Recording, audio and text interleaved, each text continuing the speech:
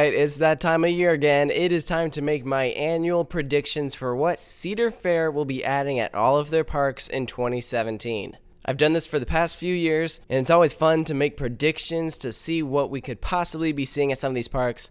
Oftentimes I'm wrong, but that's all in the fun of it. So here's how this is going to work. I'm going to start with one of the larger parks and just work our way down to the smallest. And I'm going to give my prediction for what each of the parks are going to be getting, or if they will be getting anything. Sometimes Cedar Fair doesn't add something new at all of their parks. So we'll just have to see how much of this comes true. And as of when this video is being recorded, Kings Island is making their 2017 announcement in just a couple days. So this is right on time. But let's start with Cedar Point. I think next year they're really going to want to focus on Soak City. They just removed the go-kart tracks and the skyscraper. So they have a bunch of land around Magnum. And Soak City isn't exactly the greatest water park. It definitely could be better. I could see them giving it a nice Hurricane Harbor type expansion. Put in something like Blackbeard's Revenge, Tropical Plunge, Hurricane Heights, you know, that one complex that Cedar Fair puts in all of their water parks. I could see them getting something like that, maybe another wave pool. And with that, I think they will also want to remove the Sky Flyer and maybe even move that into the dry park, so that way they have some more land. As for where to put it, I know you just have those Shoot the Rapids locations that just opened up, so I could see them putting the Sky Flyer in a section of that land. I think Challenge Golf will also probably be on its way out. And along with that water park expansion, I think we'll also see a nice Soak City entrance gate. Because right now, that entrance is probably the weakest of all of Cedar Point's gates. So it'd be nice to give it a nice upgrade like they did with the front gate and with the marina gate. So that'd be nice. But of course, I think the main thing that people are wanting to know about is what is going to happen with Mean Streak. There's lots of rumors flying around there. Some people are saying RMC, but I think they are going to GCI it. Give it the Ghost Rider treatment. I got to ride the new Ghost Rider this year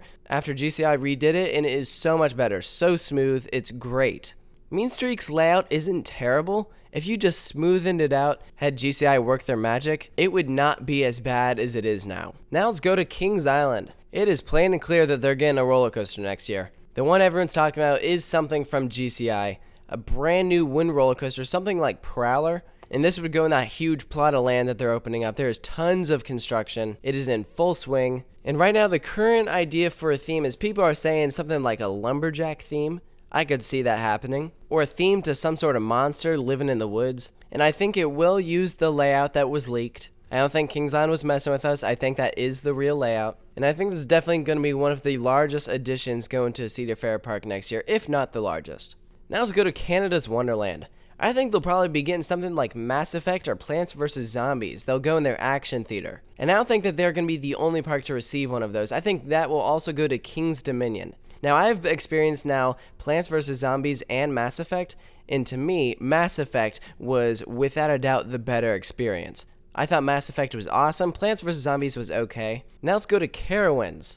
They've been doing some teasing that they would be receiving some new flat rides, all of them from overseas, and I think for sure that is going to happen. I know people are talking about a Wave Swinger, or maybe a Music Express or Huss Breakdance. I think all of those are very possible. It'll be interesting to see what they actually end up getting. Now let's go to Knott's Berry Farm. Now Knott's has already announced that they're going to be doing a Soak City expansion with 2 new slides. But it wouldn't surprise me if they decide to add something to the dry park as well. Maybe they won't, but if they did, I could see something like a Gerstlauer Sky Roller, like what Canada's Wonderland got. Because Knott's has a spot for it already. They removed their Windseeker and sent it over to Worlds of Fun. So you could totally fit a Gerstlauer Sky Roller in that location. And the other rumor going around is that they might remove their boomerang. I don't know if they'll do that this year. I feel like if they were going to do that, they would have announced it already. But who knows? If they do decide to remove it though, then I think that that land would sit empty for 2017 and they'd put something there in 2018. So it'll be interesting to see if they actually end up removing their boomerang this year, or maybe waiting, or maybe they won't remove it at all.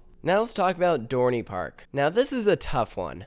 I don't really have exactly a set idea for what this park could add. This has always kind of been the Six Flags America of Cedar Fair. They just receive a lot of the used rides from other Cedar Fair parks. But one of the things I wouldn't be surprised if happens is that they actually remove Dinosaurs Alive. It's my understanding that Cedar Fair's contract with Dinosaurs Alive is coming to a close, And that is a ton of land back there, and because these attractions were never really a huge hit, all of that space would be pretty valuable, so it wouldn't be surprising if Cedar Fair decides to have these dinos go extinct. And with all that land, Dorney Park could totally use that. Yes, for a new roller coaster, but will Dorney Park get a new roller coaster next year? Probably not. I wouldn't be surprised if they receive maybe a small flat ride, or maybe they'll focus on Soak City. I don't really know, but I don't think they're going to be getting anything large. Now, with California's Great America, it was rumored that they would convert Vortex to a floorless coaster for 2016, and obviously that didn't happen, but I think it's still possible for them to do it in 2017. A floorless coaster is exactly what the park needs, and no one likes a stand-up coaster, and Vortex is definitely one of the weaker ones out there. So I'm going to say what California's Great America is going to do is pull a Rougarou. They're going to repaint it, they're going to rename it, and they're going to give it floorless trains. And that will be a huge enhancement to the park. Now, with Worlds of Fun, we also know that they're going to be adding 2 new rides that came from overseas. Something like one of those condors, like what you see at Hershey. And I forget what the other one was. I think it was a Troika. And those are supposedly going to go where their topspin used to be. But I wouldn't be surprised if they decide to add something more. Worlds of Fun has tons of land,